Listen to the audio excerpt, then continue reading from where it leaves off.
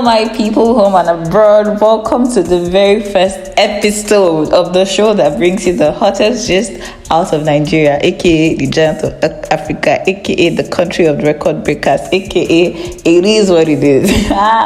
Anyway, welcome to What's Up Nigeria. This episode is rightly titled Gist Day because Omo Gist Day. A wise man once said that Nigeria should be made into a seasonal movie because every day something new happens in this country, drama on every side. For this episode, we're going to be giving you a brief recap of the entire month of May. See, our eyes have seen a lot in this country, all the way from when Seun Kuti, when he was arrested for slapping a police officer, to the inauguration. But first, let's start with the good news and with the latest national hero. Nobody else but the amazing Hilda Basi. Hilda Basi is a Nigerian chef who decided to take up a challenge to break the current Guinness World Record for the longest cooking marathon by an individual, and the Nigerian spirit came up. Basically, the entire country came through for her, from celebrities to young Nigerians who put their differences aside and camped outside, encouraging her day and night until she not only broke the record but also surpassed the 96 hours goal that she had set for herself, rounding up at over 100 hours. You see, the memes in that season they were endless. There was somebody that said, if it's them that is cooking by 3 a.m., if you taste their food, the food there, it will taste you back. It was such a hilarious and beautiful season, and honestly, all we have to say about that is go Hilda, go Hilda, go. And I hope that this is an encouragement for many other Nigerians that if you put your mind to it, then you can do it. Moving on, we have to go straight into the other gist. Seun Kuti himself, he slapped a police officer. Wow. Anyway, this singular act by the legendary Fela Kuti's son scattered the internet, and some said it was PTSD of what happened in his childhood. Others said that the police deserves it. Some people said that he was framed. And all kinds of excuses. While there is no justification whatsoever, he also said that the police tried to kill his family. Long story short, he slept in cello, and as at yesterday, Baba was giving us gist on how police cell they go. But in the meantime, let's hear what other Nigerians have to say about this incident. I really need to lend my voice on this Seun Kuti's thing, and I don't have a lot of words to say, and so I'm just going to go quickly to what I have to say, and that's this.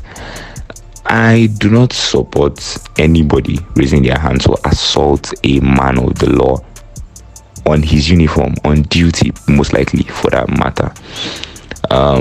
But I feel like Nigerian police, the law enforcement of Nigeria, the government of Nigeria as a whole, should always keep the same energy when prosecuting crimes committed by members of themselves, and not just the same energy when it's a citizen of Nigeria that's going against the law. And I feel like, we should always have a certain level of self-control, especially when we're in the limelight. Because Seun Kuti get mine though. Okay, well, that's what they have to say. It's from your co-debater. What I think about the statement that Two-Face made, actually, I agree with him, because men are wired differently. I mean, I sometimes feel that the issue in society today is that people, men and women, try to compare themselves with themselves, not like understanding the fact that men and women are totally different. In several aspects, men and women are totally different. Things that attract a man to a woman are different than the things that attract a woman to a man.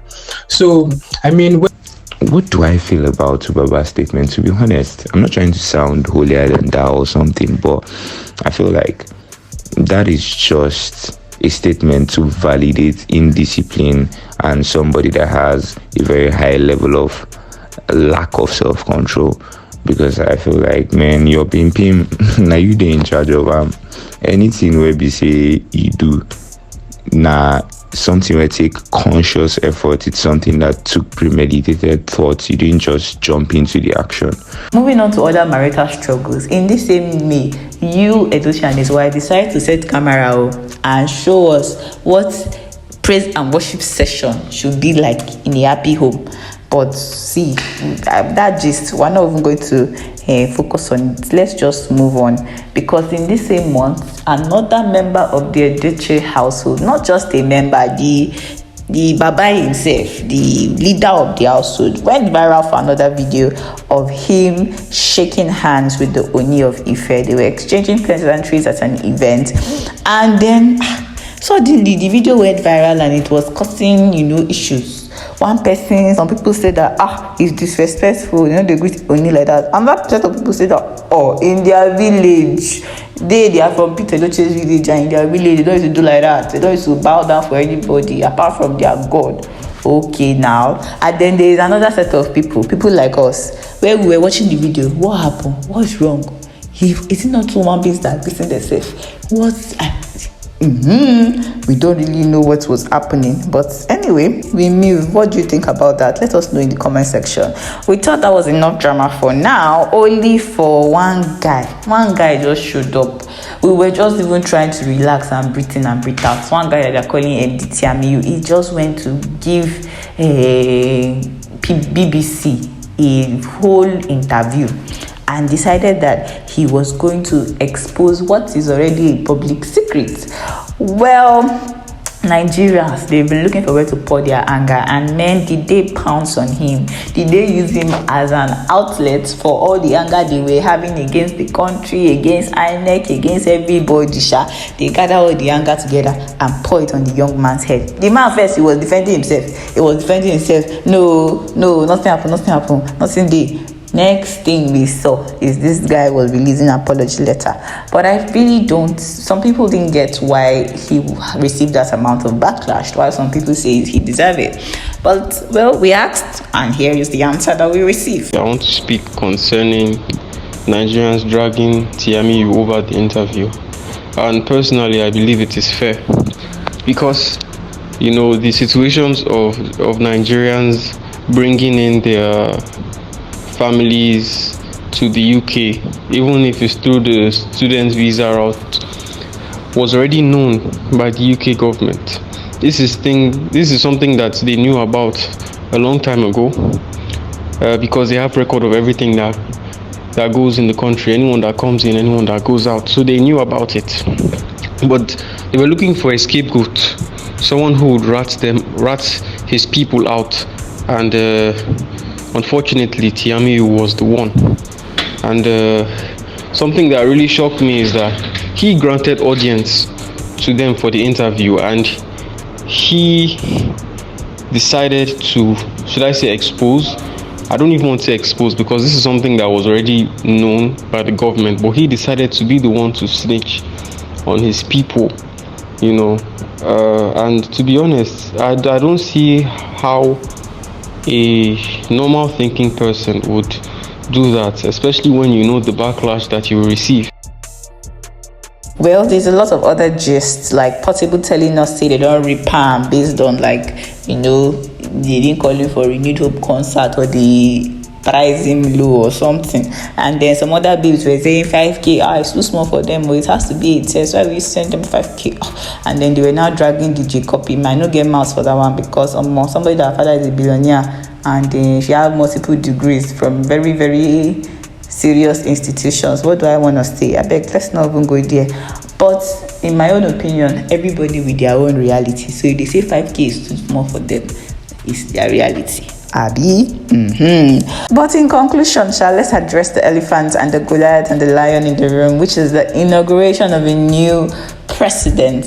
Yes, Nigeria has a new president. In spite of all the drama before, after, and the election, we have a new president, His Excellency Bola Ahmed Tinubu. And as a body and a media house, we would like to congratulate the new leaders, the president, the vice president, and over about 28 governors that were sworn in on Monday, the 29th of May 2023. And we hope and pray that this administration will do all that it has said. as our country is in dire need of saving. We will be discussing more matters arising like pending court cases, fuel subsidy, and all that gist Nigeria is sure to provide in the next episode. See you next week Wednesday at 3 p.m. and don't forget to like this video, share your thoughts with us below, and subscribe to this channel for all the amazing content we'll be bringing your way. This is What's Up Nigeria, and if you'd like to be a contributor in terms of send us your own opinions on different issues to be talking about, please send a DM to UFEDO TV on Instagram. We would love to hear from you. See you next time. Bye.